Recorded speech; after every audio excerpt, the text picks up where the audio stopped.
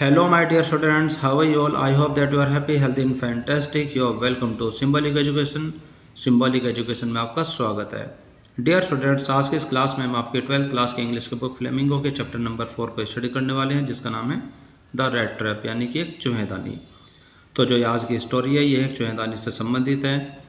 जो आज की ये स्टोरी है, जो चैप्टर है, ये सेल्मा लेजरलॉफ के द्वारा लिखा हुआ है, जो कि एक स्वीडिश राइटर यानी कि स्वीडन देश की लेखिका है.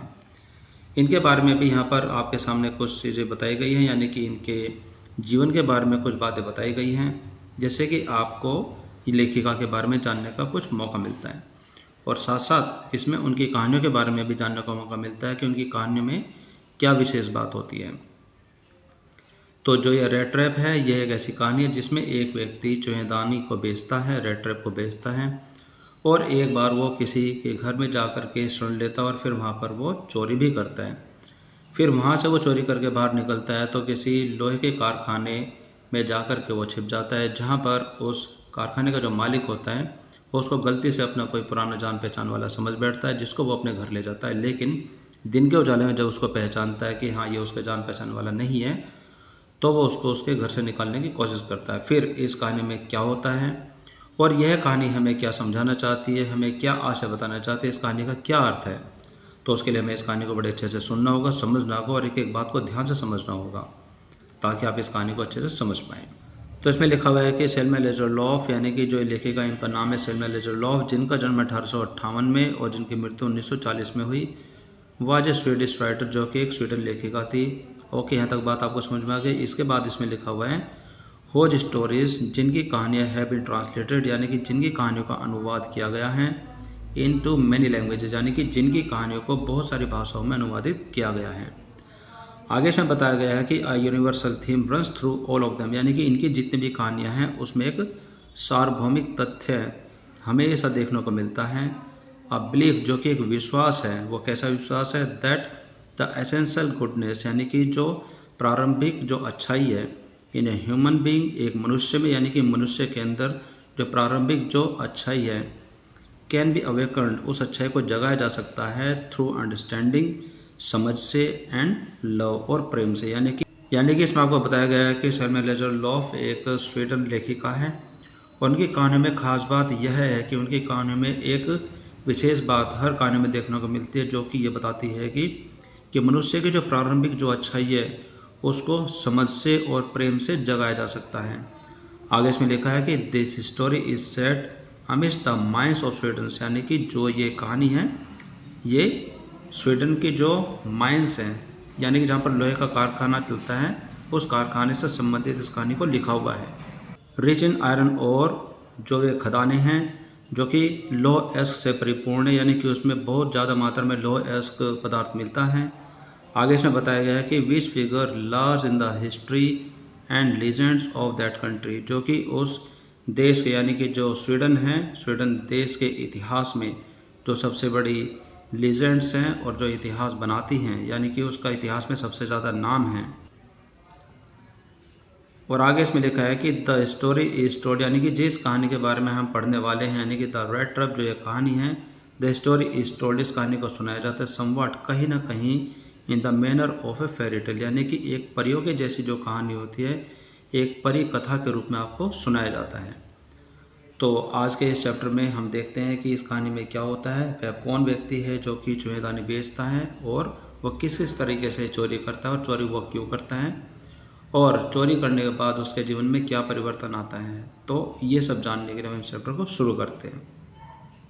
तो जैसा कि हमने अभी अबाउट द राइटर के बारे में पढ़ा है, तो उसमें बताया गया कि जो ये कहानी है, जो रेड ट्रैप की जो कहानी है, ये एक परी कथा के रूप में लिखी हुई है. तो इसकी शुरुआत कुछ इस तरीके से होती है कि शुरू में लिखा है कि वंस अपॉन ए टाइम, एक बार की बात है, देयर वाज ए मैन, कि एक व्यक्ति था, who went around selling small red trap of wire, जो कि तार से बनी हुई छोटी छोटी चूहेदानियों को घूम घूम करके बेचता था. He made them himself at odd moments, कि वो बड़ी मुश्किल से उन चूहेदानियों को खुद ही बनाता था. फ्रॉम द मटेरियल, उन वस्तुओं से, he got by begging in the store, जो कि वहाँ के जो कारखाने हैं, जो कि स्टोर्स हैं, वहाँ से जो उनको मांग मांग करके जो लाता था, उन सारे सामानों से उन चूहेदानियों को बनाता था. और एट द बिग फार्म, और जो कि वहाँ पर जो बड़े बड़े फार्म हैं, वहाँ से उनको लेकर आता था सामान. बट इवन सो,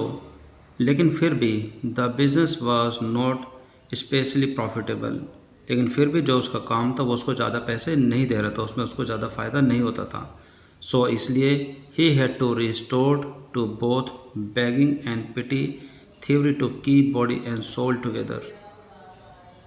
सो इसलिए he had to restore to, इसलिए उसको कुछ सहारा लेना पड़ा, किस चीज़ का, बहुत बैगिंग भीख मांगने का, एंड पिटी थ्योरी और छोटी मोटी चोरियाँ करने का। कि जैसे कि अभी आप इसमें समझ चुके हैं कि वह तारों से बने हुए छोटे मोटे चूहेदानी को बेचा करता था, जिसमें कि उसको ज़्यादा फ़ायदा नहीं होता था, इसीलिए उसको अपना काम चलाने के लिए रिस्टोर टू का मतलब होता है सहारा लेना, भीख मांगने का और छोटे मोटे चोरी करने का सहारा लेना पड़ा। To keep body and soul together, कि कुछ काम चलाने के लिए, यहाँ पर to keep body and soul together का मतलब होता है गुजारा चलाना। इवन सो, इतना होने के बाद भी हिज क्लोथ्स वर इन रैग, उसके जो कपड़े थे वो फटे पुराने रहते थे। हिज चीक्स वर संकन, उसके जो गाल थे वो सूखे और चिपके हुए रहते थे। एंड और hunger gleamed in his eyes, और उसकी आंखों में साफ साफ भूख नज़र आती थी, यानी कि उसके पास फिर भी ज़्यादा पैसे नहीं रहते थे। आगे इसमें लिखा हुआ है कि नो वन कैन इमेजिन, कि कोई भी अंदाज़ा नहीं लगा सकता, यानी कि कोई ये सोच भी नहीं सकता, how sad and monotonous life, कि कितना दुखद और कितना नीरस जीवन, कैन अपियर टू सच अ वॉगबॉन्ड, कि इस प्रकार के घुमक्कड़ व्यक्ति के सामने कितना दुखी कर देने वाला और कितना नीरस जीवन हो सकता है। Who plods along the road, जो कि अकेला ही सड़कों पर घूमता रहता है, left to his own meditation, अपने ही विचारों में खोया हुआ। बट लेकिन वन डे, लेकिन एक दिन, this man had fallen into a line of thought, लेकिन एक दिन उसके दिमाग में एक विचार आया, which really seem to him entertaining, जो कि उसके लिए बहुत ज़्यादा रोमांचकारी था। He had naturally been thinking of his rat trap, कि वो स्वाभाविक रूप से ही अपने जो चूहेदानी थे उनके बारे में विचार कर रहा था, उनके बारे में सोच रहा था। वैन सडनली, तभी अचानक, he was struck by the idea, तभी उसको एक विचार आया, दैट की the whole world about him, कि उसके आसपास की सारी जो दुनिया है, the whole world with its lands, कि जो सारी की सारी जो दुनिया अपनी सारी ज़मीनों को मिला करके, धरती को मिला करके, एंड सीज, अपने महासागरों को मिला करके, इट्स सिटीज़ एंड विलेजेस, अपने शहरों और गाँव को सबको एक साथ मिला करके, was nothing but a big red trap, कि वो एक बहुत बड़ी चेतावनी के अलावा कुछ भी नहीं है। उसके मन में ये अचानक विचार आया। आगे फिर वो विचार करते हुए बोलता है कि it had never existed for any other purpose, कि इस दुनिया का कोई भी ऐसा अस्तित्व नहीं है जो कि किसी अन्य उद्देश्य के लिए हो, देन, बजाय इसके, to set bait for the people, जो कि यहाँ पर रहने वाले जो लोग हैं उनको ललचाना ही एक प्रकार का उद्देश्य है पूरी दुनिया का। यानी कि वो एक बार ऐसे स्वाभाविक रूप से अपने चुनाने के बारे में सोचता है, तो सोचते सोचते उसके मन में विचार आता है कि जो पूरी जो दुनिया है, इसमें जो पूरी धरती है, पूरे महासागर हैं, शहर, जो गांव है, सबको मिला करके बहुत बड़ी चेतावनी के अलावा कुछ भी नहीं है, जिसमें सिर्फ एक पर्पज़ ही है कि लोगों को यहाँ पर ललचाना है, इसके अलावा और कोई भी उसका उद्देश्य नहीं है। आगे इसमें लिखा है कि it offered riches and joys, shelters and food, heat and cloth, exactly as the rat trap offered cheese and pork, and as soon as anyone left him to be tempted to touch the bait. यानी कि वो विचार करते हुए कहता है कि एक ऐसी बड़ी चुहेदानी, यानी कि संसार को बहुत बड़ी चुहेदानी मानता है, जो कि वो कहता है कि इट ऑफर्ड रिचेस, जो कि धन संपदा को पेश करती है, एंड जॉय, जो कि आनंद को पेश करती है,